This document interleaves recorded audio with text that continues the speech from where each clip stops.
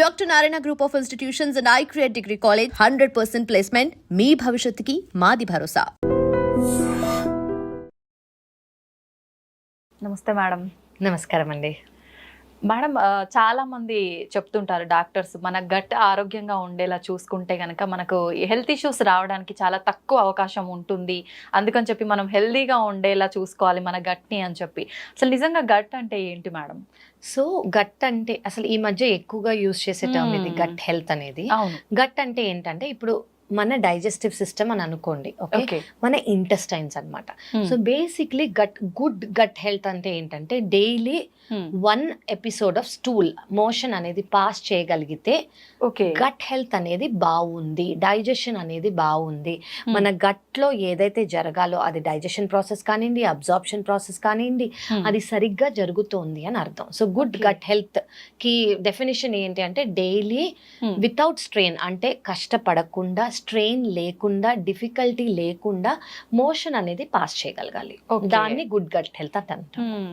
Gut హెల్దీగా ఉండాలంటే అంటే ఎటువంటి ఫుడ్ తీసుకుంటే హెల్దీగా ఉంటుంది మేడం?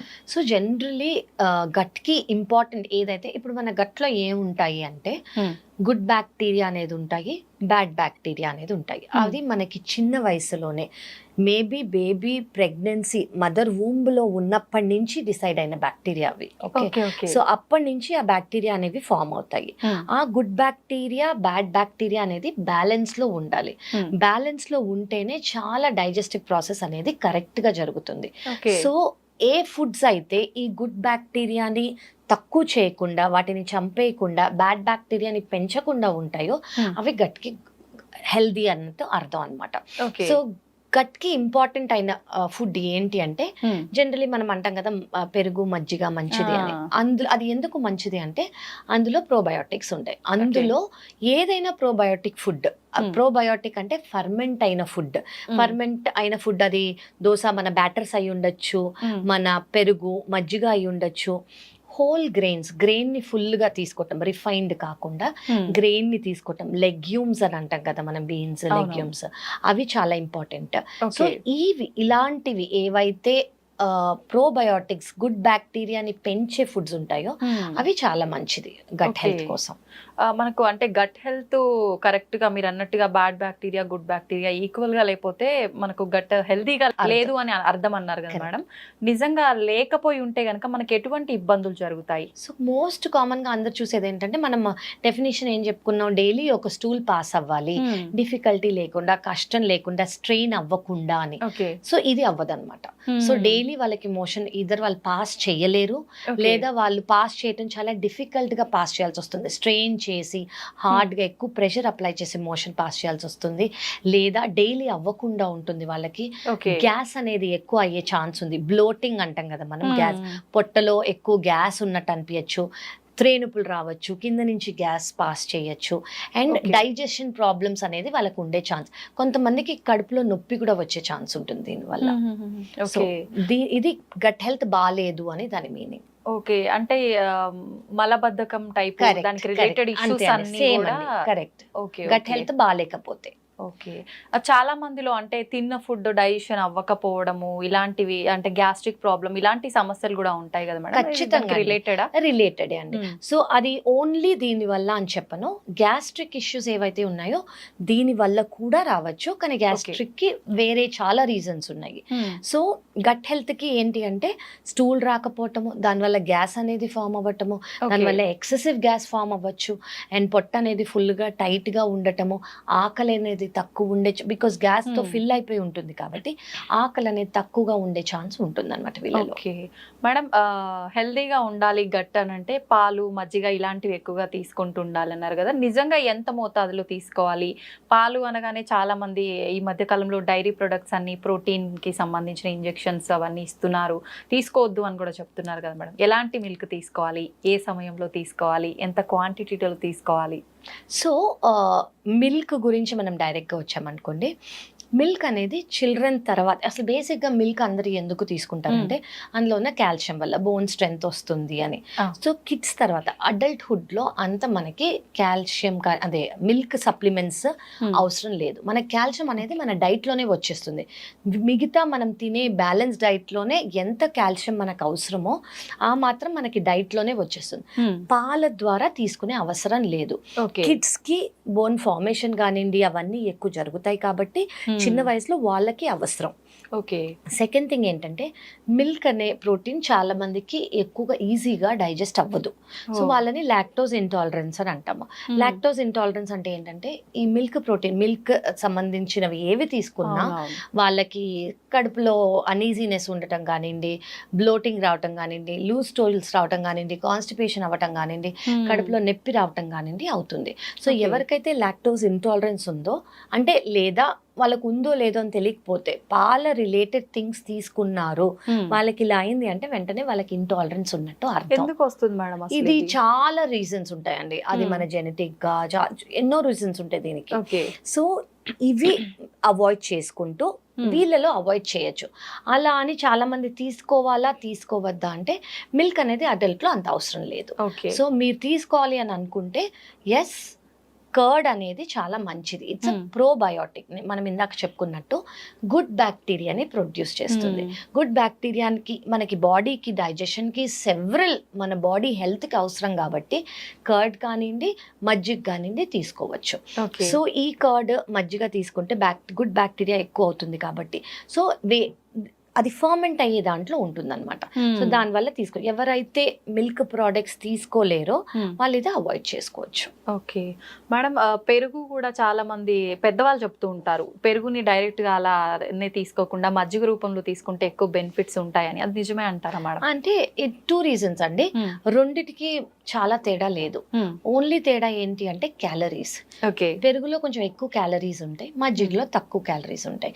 ఎవరైతే వెయిట్ లాస్ కోసమో లేదా క్యాలరీస్ అనేది తక్కువ తిందాం అనుకుంటున్నాను నేను ఈ రోజు, అది ఏ రీజన్ వాళ్ళ హార్ట్ ప్రాబ్లమ్స్ వల్ల కానివ్వండి, వెయిట్ లాస్ కోసం కానివ్వండి, ఏ రీజన్స్ కోసమైనా క్యాలరీస్ అనేది తక్కువ తీసుకుందాం అని అనుకుంటున్నారో వాళ్ళు పెరుగు బదులు మజ్జిగ తీసుకోవటం బెటర్. లేదంటే రెండిట్లో ప్రోబయోటిక్స్ అనేది ఈక్వల్ గా ఉంటాయి. ఓకే మేడం, చాలా మందిలో గ్యాస్ట్రిక్ ప్రాబ్లమ్స్ ఎక్కువగా చూస్తున్నాం ఈ మధ్య కాలంలో. అంటే కొన్ని రకాల ఫుడ్స్ తీసుకున్నా వస్తుంది, లేదు అంటే నార్మల్ గా కూడా వస్తుంది. అసలు ఎందుకు మేడం గ్యాస్ట్రిక్ ప్రాబ్లం రావడానికి రీజన్ ఏంటి? సో గ్యాస్ట్రిక్ ప్రాబ్లం అంటే ఇందులో డైవర్స్ గా ఉన్నాయండి రీజన్స్. ఒకటి గ్యాస్ట్రిక్ ప్రాబ్లం అంటే ఏంటంటే ఇండైజెషన్, వాళ్ళకి సరిగ్గా డైజెస్ట్ అవ్వడం. సెకండ్ థింగ్ ఏంటంటే బ్లోటింగ్, పొట్ట అంతా ఉబ్బినట్టుంటే ఉబ్బసం లాగా ఉన్నట్టు. థర్డ్ థింగ్ ఏంటంటే తిన్న వెంటనే కడుపు నొప్పి రావటం. ఫోర్త్ థింగ్ ఏంటంటే మంట లాగా ఉండటం. ఓకే, అట్లా చాలా రీజన్స్ ఉంటాయి. ఫస్ట్ అసలు గ్యాస్ట్రైటిస్ అంటే ఏంటంటే మన తినే స్టమక్ లైనింగ్ ఏదైతే ఉందో దాన్ని ఇన్ఫ్లేమ్డ్ అవ్వటం, అంటే ఇన్ఫ్లమేషన్ రావటం. ఇప్పుడు ఇది మన స్టమక్ లైనింగ్ అనుకోండి, దెబ్బ తగిలితే ఎలా రెడ్ గా అయిపోతుంది, సో స్టమక్ లైనింగ్ అలా రెడ్ గా అయిపోతుంది. సో అక్కడి నుంచి మనం ఏదైతే ఆహారం తీసుకుంటామో ఆ లైనింగ్ కొంచెం ఇన్ఫ్లేమ్డ్ గా ఉంది కాబట్టి సరిగ్గా అబ్జార్బ్ కావు కాబట్టి ఈ సిమ్టమ్స్ అన్నీ వస్తాయి. ఇప్పుడు మనం చాలా హెవీ మీల్స్ తీసుకుంటాం గ్యాస్ట్రైటిస్ అప్పుడు. సో మన స్టమక్ లోంచి అన్ని యాసిడ్స్ కానివ్వండి, హార్మోన్స్ కానివ్వండి, ఎంజైమ్స్ కానివ్వండి ప్రొడ్యూస్ అవుతాయి. అవి ఇన్ఫ్లమేషన్ ఉన్నప్పుడు తక్కువ అవుతాయి కాబట్టి ఎక్కువ ఈజీగా డైజెస్ట్ అయ్యేది కష్టం. అందుకే గ్యాస్ట్రైటిస్ ఉన్న వాళ్ళకి డైట్ అనేది నేను చాలా మోడిఫై చేస్తాను. మోడిఫై చేస్తే డైజెషన్ ఈజీగా అయ్యి ఫస్ట్ ఇవి హీల్ అవుతుంది. హీల్ అయితే మనం నెక్స్ట్ తర్వాత లైఫ్ లాంగ్ ఏం కావాలంటే అది తీసుకోవచ్చు. నిజంగా అంటే గ్యాస్ట్రిక్ ప్రాబ్లం ఉన్న వాళ్ళు చాలా మంది మీరు అన్నట్టుగా కడుపు నొప్పి, కొంతమందికి ఉబ్బిపోయినట్టుగా రకరకాల సిమ్టమ్స్ ఉంటాయి.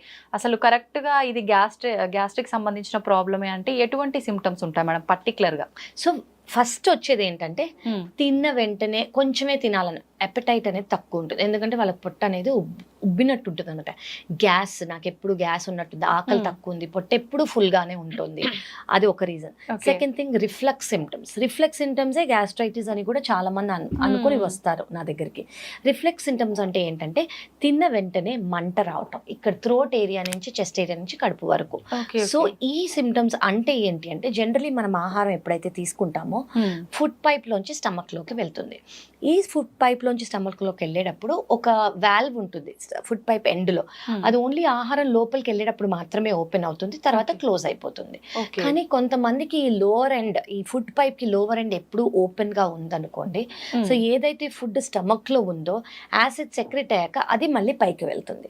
సో యాసిడ్ తో మిక్స్ అయిన ఫుడ్ పైకి వెళ్తుంది కాబట్టి వాళ్ళకి మంట వచ్చే ఛాన్స్ ఉంటుంది.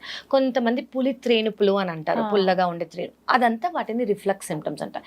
ఎస్పెషల్లీ వాళ్ళకి ఎపిగ్యాస్ట్రిక్ రీజన్ అంటే ఇక్కడ నొప్పి అనేది ఉంటుంది లేదా మంట అనేది ఉంటుంది తిన్న తర్వాత. ఇది చాలా మందికి ఉండే ప్రాబ్లమ్. సో ఇది గ్యాస్ట్రైటిస్ దేని వల్ల రావచ్చు అంటే ఇది లైఫ్ స్టైల్ ప్రాబ్లం. మనం ఏం తీసుకుంటున్నామో స్ట్రెస్ అనేది ఎక్కువ ఉంటే గ్యాస్ట్రైటిస్ వచ్చే ఛాన్స్ ఉంటుంది. ఎగ్జాక్ట్లీ మనం తినే ఆహారాలు ఏదైతే తీసుకోకూడదో అది తీసుకున్నారనుకోండి గ్యాస్ట్రైటిస్ వచ్చే ప్రాబ్లం. గ్యాస్ట్రైటిస్ వచ్చాక అందులో హెచ్ పైలోరై అనే బ్యాక్టీరియా గ్రో అయ్యే ఛాన్స్ ఉంటుంది. ఇది చాలా కామన్, గాలిలో ఉంటుంది. సో ఇది ఉన్నా కూడా వీళ్ళకి సిమ్టమ్స్ వచ్చే ఛాన్స్ ఉంటుంది. ప్రత్యేకించి గ్యాస్ట్రిక్ ప్రాబ్లం వచ్చిన వాళ్ళు మీరు చెప్పినట్టుగా కొన్ని రకాల ఫుడ్స్ తీసుకున్నప్పుడు ఆ ఫీలింగ్ ఇంకెక్కువ అవుతుంది, స్టమక్ పెయిన్ ఎక్కువగా వస్తుంది. అట్లా పర్టికులర్ ఫుడ్స్ ఏమైనా ఉన్నాయా మేడం తీసుకోకూడనివి? అవునండి.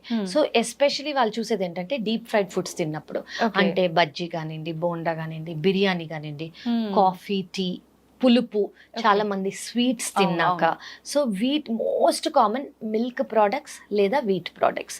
వీట్ ప్రోడక్ట్ ఎందుకంటే వీటన్నిటికీ మనకి డైజెస్ట్ అవ్వడానికి ఆ స్టమక్ లైనింగ్ ఆల్రెడీ ఇన్ఫ్లేమ్డ్ గా ఉంది కాబట్టి కొంచెం కష్టంగా ఉండి వాళ్ళకి సిమ్టమ్స్ వస్తాయి.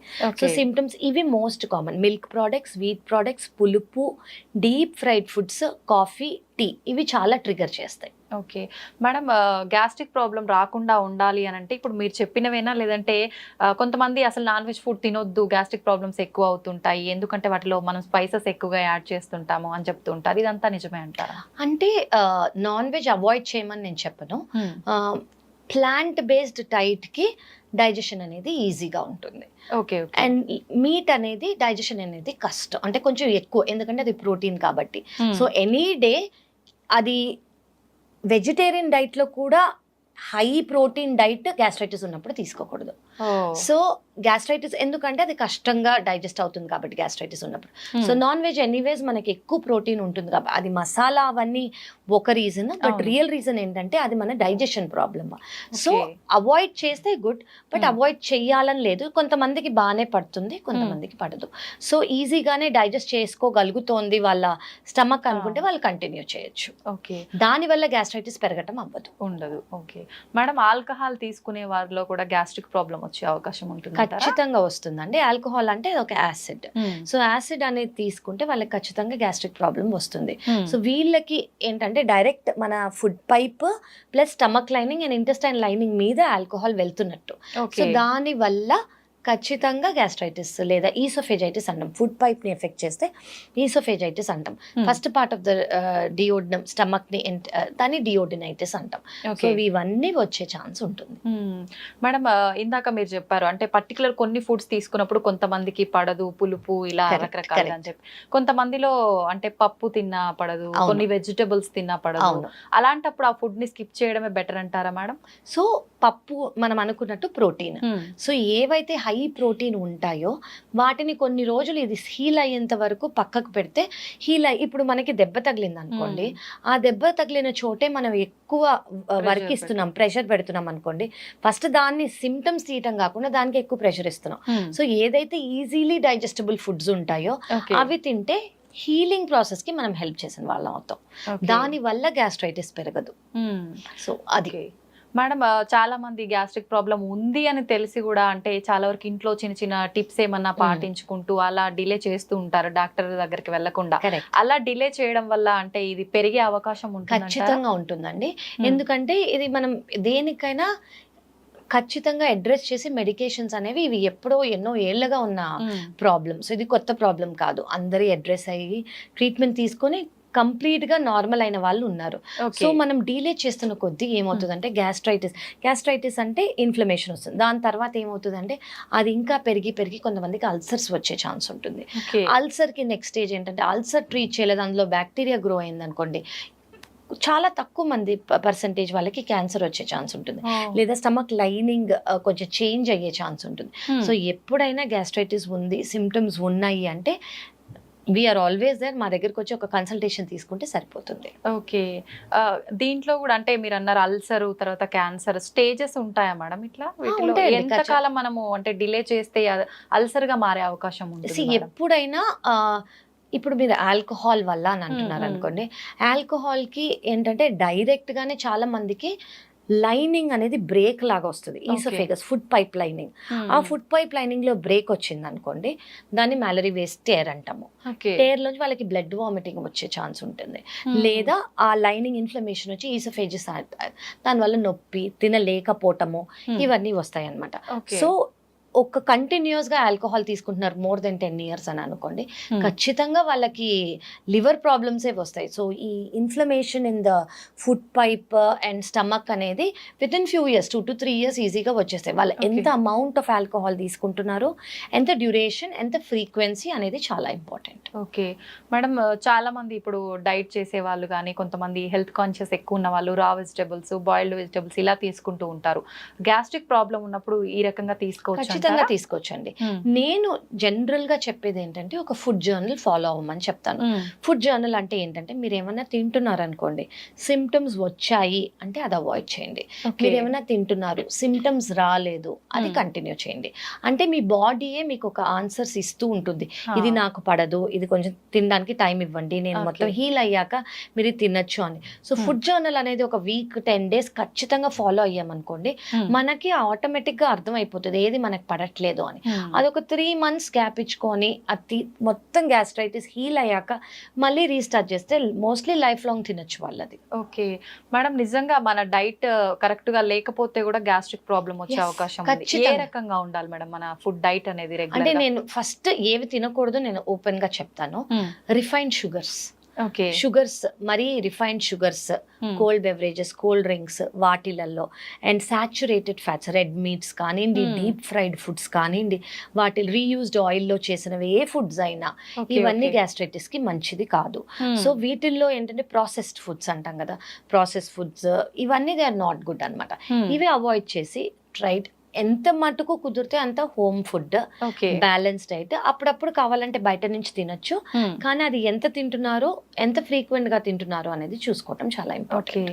పచ్చళ్ళు చాలా మంది ఎక్కువగా తింటుంటారు మేడం, అది తినడం కరెక్టే అంటారా? సో పికిల్ ఫుడ్స్ కి వాటి బెనిఫిట్స్ ఉన్నాయి, వాటి సైడ్ ఎఫెక్ట్స్ ఉన్నాయి. పికిల్ ఫుడ్స్ ఏంటంటే ఫర్మెంటెడ్ ఫుడ్స్. కొన్ని ఫర్మెంటెడ్ ఫుడ్స్ అంటే వాటిలో ప్రోబయోటిక్స్ ఉంటాయి, మంచి బ్యాక్టీరియా ఉంటుంది. సో కరెక్ట్ అమౌంట్ లో మరీ ఫ్రీక్వెంట్ గా తీసుకోకుండా అప్పుడప్పుడు తీసుకుంటే మంచిది, ఎందుకంటే అవి helps in digestion. And green chilli కూడా it has a special effect that అది ఎఫెక్ట్ ఏంటి, ఎఫెక్టివ్ గా డైజెషన్ హెల్ప్ చేస్తుంది అని. కానీ అదే పికిల్ మనం రోజు తీసుకున్నాం, దాంట్లో ఉన్న ఎక్స్ట్రీమ్ సాల్ట్ కంటెంట్ కానివ్వండి, దాంట్లో ఉన్న కారం కానివ్వండి, స్టమక్ లైనింగ్ అంత మంచిది కాదు. సో దానివల్ల కండిషన్ వర్సన్ అయ్యే ఛాన్స్ ఉంటుంది. సో అప్పుడప్పుడు తీసుకుంటే ఓకే, కానీ ఆన్ డైలీ బేసిస్ తీసుకోకూడదు. ఓకే ఓకే మేడం, సైకలాజికల్ గా మన ఎమోషన్స్ వల్ల కూడా గ్యాస్ట్రిక్ ప్రాబ్లం వచ్చే అవకాశం ఉందంటారా? అవునండి, మన gut health is directly related to brain. అంటే బ్రెయిన్ హెల్త్, ఎమోషన్స్, స్ట్రెస్ వల్ల కూడా గట్ అనేది ఇంపాక్ట్ అయ్యే ఛాన్స్ ఉంది. సో దీన్ని మనం గట్ బ్రెయిన్ యాక్సెస్ అంటాం అనమాట. సో దీని మీనింగ్ ఏంటి అంటే, మనం ఇందాక మాట్లాడుకున్నట్టు good bacteria, bad bacteria. So ఈ కండిషన్స్ లో ఏమవుతుందంటే బ్యాడ్ బ్యాక్టీరియా అనేది పెరిగిపోయి గుడ్ బ్యాక్టీరియా అనేది తగ్గుతుంది. సో దీన్ని గట్ మైక్రోబయామ్ డిస్బయోసిస్ అని అంటాము. డిస్బయోసిస్ అంటే ఇంబ్యాలెన్స్. సో దీనివల్ల మనం ఇందాక చెప్పుకున్న యూస్ఫుల్ ఎఫెక్ట్స్, గుడ్ బ్యాక్టీరియా వల్ల డైజెషన్ కానివ్వండి, యూస్ఫుల్ ఎఫెక్ట్స్ ఏవైతే ఉన్నాయో అవన్నీ జరగక గ్యాస్ట్రిక్ ప్రాబ్లమ్స్ అనేవి ఖచ్చితంగా వస్తాయి. సో ఇట్ ఈస్ ఇంపార్టెంట్ తినే వాళ్ళకి, అంటే other than eating healthy, physical హెల్తే కాకుండా మెంటల్ హెల్త్ కూడా ఇంపార్టెంట్ ఫర్ డైజెషన్ అనేది తెలుసుకోవాలి. ఓకే, ఇది నిజంగా చాలా ఇంపార్టెంట్ పాయింట్ మేడం. కరెక్ట్, ఖచ్చితంగా. చాలా మంది డైట్ మెయింటైన్ చేసినా ఏం చేసినా నిజంగా చాలా ఎక్కువగా ఆలోచించడము, స్ట్రెస్ లో ఉండటము, అది దేని వల్ల కానివ్వండి. సో ఆ స్ట్రెస్ రిలేటెడ్ వల్ల కూడా ఖచ్చితంగా ఎమోషనల్ వేరియేషన్స్ వల్ల గట్ హెల్త్ అనేది ఎఫెక్ట్ అవుతుంది. సో మీరు ఓన్లీ ఫిజికల్ హెల్త్ కాకుండా మెంటల్ హెల్త్ కూడా కలిసి మీరు చేస్తేనే మీ డిజైర్డ్ రిజల్ట్స్, అది వెయిట్ కానివ్వండి, హెల్త్ కానివ్వండి ఉంటుంది. ఓకే మేడం, చాలా మంది ఎర్లీ మార్నింగ్ బ్రష్ చేయకుండానే అంటే సరిగా బ్రష్ చేయరు, వెంటనే టీలు కాఫీలు అలాగే తాగేస్తుంటారు. ఇలాంటి వాళ్ళకు కూడా గ్యాస్ట్రిక్ ప్రాబ్లం వచ్చే అవకాశం ఉందంటారా? యాక్చువల్లీ ఉందండి.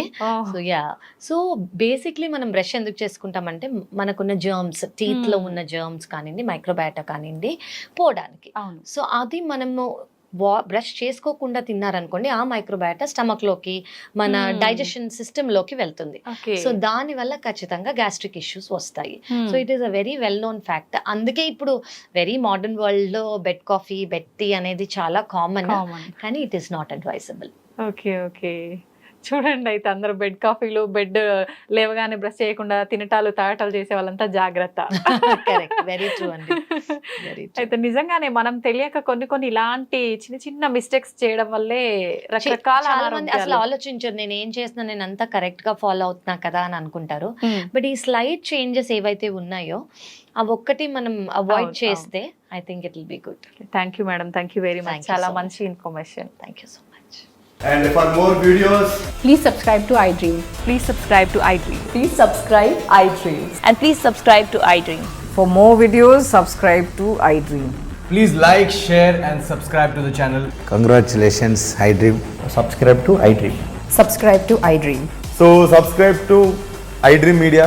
iDream ki iDream team అందరికి huge congratulations. Please subscribe iDream Media. Please subscribe to iDream. Subscribe iDream. Please subscribe to iDream. iDream అంటే నా కళల ఛానల్ సబ్స్క్రైబ్ చేసుకున్న నోరు తిరుగుతలేదు, మీరైతే గంట గుర్తు కొట్టండి. For more such videos, please subscribe to iDream. Subscribe to iDream. Please subscribe to iDream. Please subscribe iDream Media. Please do subscribe to iDream. Please subscribe to iDream Media. For best entertainment and information, please subscribe iDream. And don't forget to subscribe to iDream.